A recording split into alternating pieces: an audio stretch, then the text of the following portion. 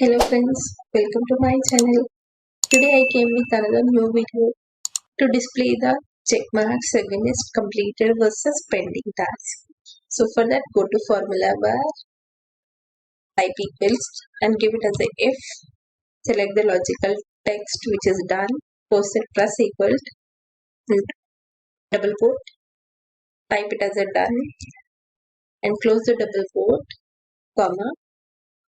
Next give the function as a char, open, give it as 252, close, comma, again give the char function, open bracket, and give it as a 251, close it, close the entire form. So I'm copying the same text to all the columns, same formula that means.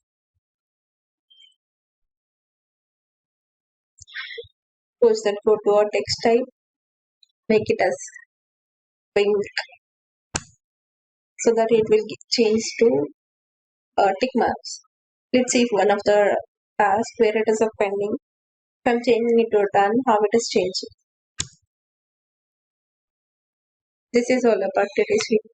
Thanks for watching. Please do subscribe my channel and click on a bell icon for more videos.